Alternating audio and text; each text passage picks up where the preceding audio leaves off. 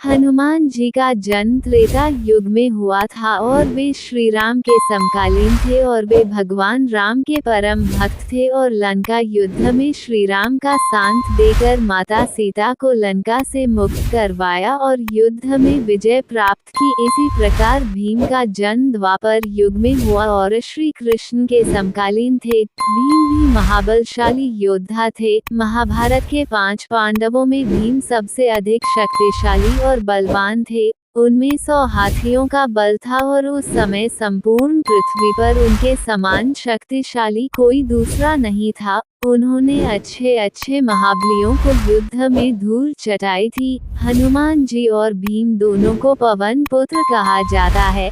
हनुमान जी को अमरता का बलिदान मिला है, इसीलिए जब तक धरती रहेगी हनुमान जी साक्षात इस धरती पर रहेंगे और लोगों के कष्टों को दूर करते रहेंगे। महाभारत में एक रोचक प्रसंग आता है जब अलग अलग युगों के 2 महान योद्धा हनुमान जी और भीम का सामना होता है। बात महाभारत काल की है।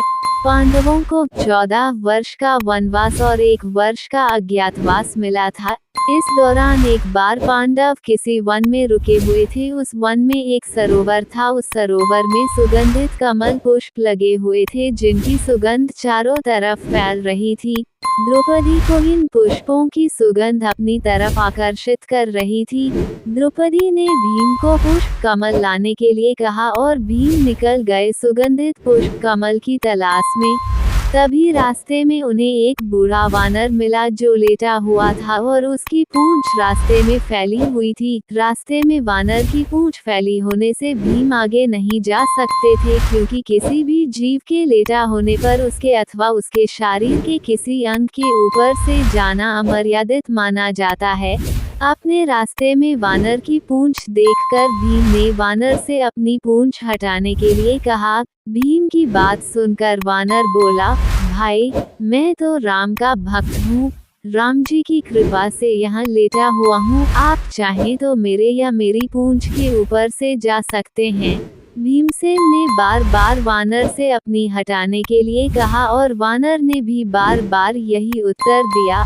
अंत में क्रोधित होकर भीम ने वानर की पूंछ को अपने एक हाथ से उठाने का प्रयास किया, परंतु वह वानर की पूंछ हिला भी नहीं सके। भीमसेन ने फिर अपने दोनों हाथों से वानर की पूंछ हटाने का प्रयास किया, परंतु वो वानर की पूंछ टस से मस नहीं कर सके। भीम ने बार बार प्रयास किया पर हर बार उन्हें असफलता ही हाथ लगी। भीमसेन समझ गए कि यह कोई साधारण वानर नहीं है, अपितु कोई देव पुरुष है जो भीम की परीक्षा ले रहे हैं।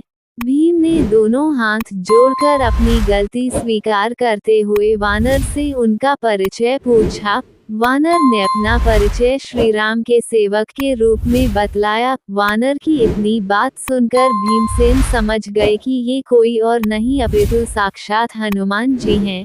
भीमसेन ने हनुमान जी को प्रणाम करते हुए कहा, क्षमा करें हनुमान जी, मुझे अपनी शक्ति का झूठा अभिमान हो गया था।